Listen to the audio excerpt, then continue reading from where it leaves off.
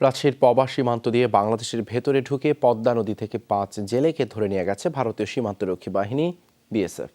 ভূমি পরিমাপের পর এমনটাই জানিয়েছে বিজিবি, যদিও প্রতিবাদ লিপিতে বিষয়টি পুরোপুরি অস্বীকার করেছে তারা। এ ব্যাপারে নিশ্চিত হতে সীমান্তরক্ষী দুই বাহিনী নিজেদের পক্ষে তথ্য উপাত্ত নিয়ে বসবে কমান্ডার পর্যায়ের বৈঠকে।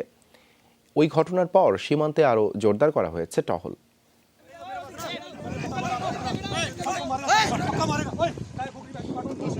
পদ্মা নদীতে বর্ডার গার্ড বাংলাদেশ বিজিবির সাথে ভারতীয় সীমান্তরক্ষী বাহিনী বিএসএফ সদস্যদের বাহাস। প্রত্যক্ষদর্শীদের দাবি, মাছ ধরার সময় 5 জেলেকে ধরে নিয়ে যায় বিএসএফ। তাদের সঙ্গী আরও 4 জন কোনো রকমে বের হয়ে আসতে পারে।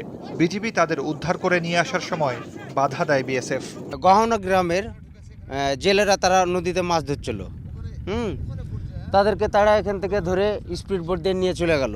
বিএসএফের সঙ্গে বিজিবির বেশ ভালো বিতর্কিত হয়, কথা কাটাকাটি হয়। বিজিবি সবসময় সান্ত্বনা দিছে, আর বিএসএফ বারবার উচ্ছৃঙ্খলভাবে কুদ্দা উঠছে। হ্যাঁ, আমি উপস্থিত নৌকাতে ছিলাম তখন।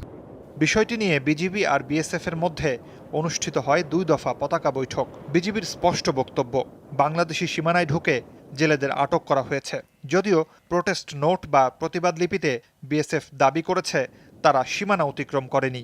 এখান থেকে আমার পিছনে হয়তো 50 গজ দূরেই ঘটনার স্থল, যেখানে আমার স্পিড বোট আছে তার আশেপাশে। তারা প্রোটেস্ট নোটে বলেছে যে আমরা তাদের ভিতরে ঢুকেছি। তথাকথিত তাদের গল্প অনুযায়ী যে তারা বিভিন্ন বুশে এবং উঁচা যে সমস্ত হাসিয়া বলে এখানে তারা আত্মগোপন করে, তারপর তারা ঘেরাও করে ধাওয়া করলে তারা এখানে আসে। ভারতীয় বাহিনীর দাবির পর সীমানা মেপেছে বিজিবি। পরিমাপের পর দেখা যায় যে স্থান থেকে জেলেদের ধরে নিয়ে যাওয়া হয়েছে সেটি বাংলাদেশের অনেক ভেতরে। জিপিএস বিভিন্ন টেকনোলজির মাধ্যমে যেটা জট্টন পেয়েছে, এখান থেকে আরও প্রায় 666 মিটার দূরে হচ্ছে ওদের বর্ডার। এবং তাদের একটা স্পিড বোট আমার যেটা ধরা পড়ে সেটা প্রায় আরও এখান থেকে 1 কিলো দূরে তো হবে, ওর স্পিড বোট দিয়ে টার্ন রাউন্ড করছে। সো আমাদের হিসাবে যোগ বিয়োগে কিন্তু ওরা প্রায় 1.5 থেকে 2 কিলোমিটার ভিতরে ঢুকেছে। অনুপ্রবেশের অভিযোগে 5 জেলে এখন ভারতীয় কারাগারে। এই ঘটনার পর স্থানীয় জেলে আর চাষিদের মাঝে আতঙ্ক। যারা চলাফেরা করে বা যারা আবাদ টাবাদ করে তারা তো অশিক্ষিত মানুষ, তাদের তো বর্ডারের সীমান্ত এলাকা মানে এরকম কোনো পিলার দেওয়া নেই বা নাই যে তারা বুঝতে পারবে। বিজিবি জানিয়েছে সীমান্তে আগের থেকে নিরাপত্তা টহল জোরদার করা হয়েছে আরও। মুর্শিদুজ্জামান হিমু, যমুনা নিউজ।